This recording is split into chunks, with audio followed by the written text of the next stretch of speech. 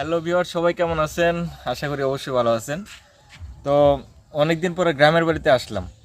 গ্রামের বাড়িতে অনেকটা আমি মনে করছিলাম ঢাকাতে যেরকম শীত নাই, রৌদ্র উঠে, কিন্তু গ্রামের বাড়িতে মনে হয় মানে গরম টরম পাওয়া যাবে আর কি, কিন্তু এরকম কিচ্ছু নাই। বাইরের ওয়েদারটা দেখাও তো, ওয়েদারটা দেখেন একদম। এখন মোটামুটি 12টার কাছাকাছি, ঠিক আছে, 12টার কাছাকাছি, কিন্তু কোনো রৌদ্র নাই।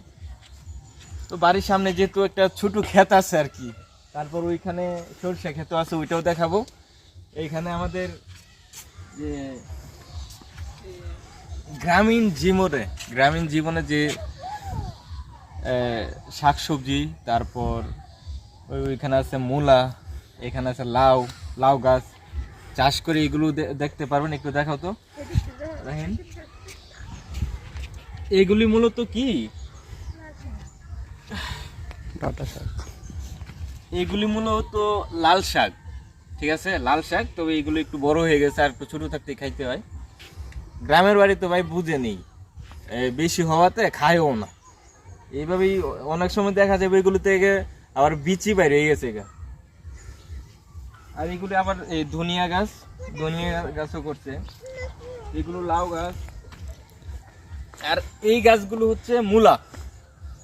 এটা রাহিনীর কি মূলা বলে? 70 মূলা, মানে অনেক বড় হয় আর কি। তো এটি অনেক বড় হবে। এখন আপাতত যতটুকু আছে জাস্ট ছোট্ট, এখনো কিছুই না।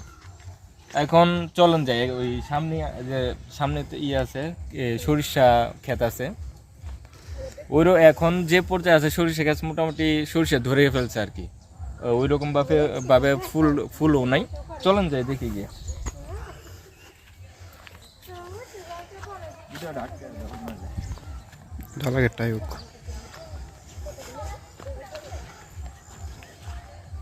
এগুলো চেনেন?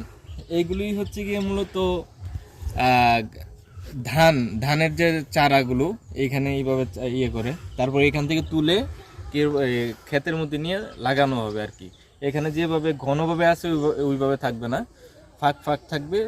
তো কারণ এইগুলি থেকে আবার একটা একটা করে যে সময় লাগাবে, 1-2 পিস করে একসাথে লাগানোর পরে দেখা যাবে যে এইগুলো থেকে কিন্তু ধান হচ্ছে। এখন আপাতত যে এইগুলো হচ্ছে গিয়ে চারা, এগুলো জ্বালা ক্ষেত বলে আমাদের গ্রামের ভাষায়, না আমাদের গ্রামের ভাষায় এটাকে জ্বালা ক্ষেত বলে।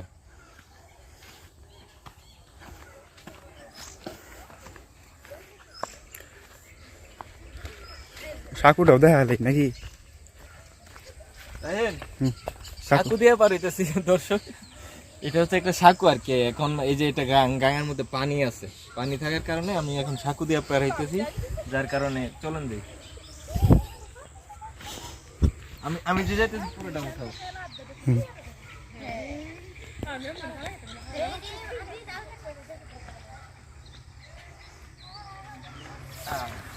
চলে আসছি, কিন্তু তুই পড়িস না ভাই। যাই হোক, এখানে এইগুলি হচ্ছে কি মূলত আমি বলছিলাম না যে কিছুক্ষণ আগে কিন্তু একটা কথা বলছিলাম, যেটা এই সরিষা ক্ষেতের মধ্যে এখন যে পরিমাণে ফুল থাকার দরকার ছিল, তবে ওই যে ওই গাছগুলোতে ওইগুলিতে ফুল পাবেন, কিন্তু এইখানে যেগুলো আছে এটা হচ্ছে আমাদের ক্ষেত। এটার মধ্যে যে ইয়েগুলো আছে এগুলোতে কিন্তু এই যে সরিষা, আর একটু আগায় নিয়ে ভালো, এই যে সরিষাগুলো, এইগুলো হচ্ছে সরিষা। এখনও অবশ্য সরিষা ধরে ফেলছে আর কি। ফুল এখন নাই, যে ফুলগুলো থাকার দরকার ফুলগুলো নাই। এগুলো অনেক আগে লাগানো হয়েছে, এই কারণে ফুলগুলো নাই। আর ওই যে ক্ষেতটা আছে ওইটাতে মনে করেন কিছুদিন আগে ফালানো হয়েছে আর কি, যার কারণে ওইটার মধ্যে ফুলগুলো আছে পুরোপুরিভাবে। এগুলো যা আছে সব কটাই হচ্ছে পরিস না, সব কটাই হচ্ছে কি এই সরিষা। এখন সরিষা হয়ে গেছে, আর কিছুদিন পরে সরিষাগুলো তুলে ফেলবো আর কি এগুলো থেকে। তো এত কিছু এটা।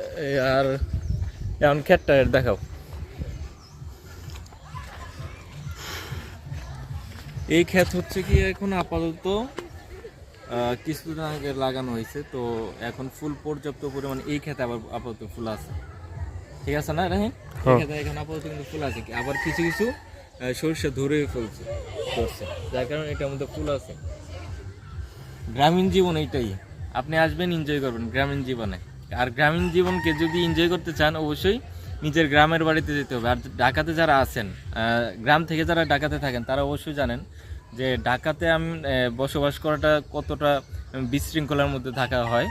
আর গ্রামের জীবনটা, গ্রামীণের জীবনটা কেমন, গ্রামে যে সময় আসবেন, গ্রামীণ যে লাইফটা, ওই লাইফটা এনজয় করা হচ্ছে সবচেয়ে। যেমন এখন যে টাইম, শীতকাল, গ্রামের মধ্যে আসা, তারপর গ্রামের এইগুলো হচ্ছে কি আমাদের বাড়ির সামনে, যেহেতু এই আমাদের বাসায় বলা হয় গাং, আবার যদি বই পুস্তকের ভাষায় বলি এটা হচ্ছে গিয়ে খাল। ছোট খাল বলা হয়, নালা বলা হয়, এইগুলো। ঠিক আছে, এইগুলোর মধ্যে কিন্তু আমরা কিছুদিন আগে মাছ ধরা হয়েছে, এইগুলো থেকে আবারও মাছ ধরা হবে। পুরোটা একটা ভিউ দেখেন আমাদের বাড়ির, এটা হচ্ছে পুরোটা আমাদের বাড়ির সামনের ভিউ। তারপরেই এই ঝালা ক্ষেত, আবার ফল ফলান্তির গাছ আছে, তারপর সরষে গাছের গাছ। তো লাইফটাকে এনজয় করতে হলে অবশ্যই গ্রামের বাড়ি না হয় কোথাও ভ্রমণ করতে হয়। গ্রামের জীবনটা কখনো মিস করা যায় না, এটা সবসময় মনে পড়ে। আপনার যত বয়স হবে তত আপনি ছোটোবেলার কথাগুলো মনে পড়বে, এবং গ্রামে যে কেমনভাবে সময় কাটাচ্ছেন ওইগুলো মনে পড়বে। ধন্যবাদ ভিডিওটা দেখা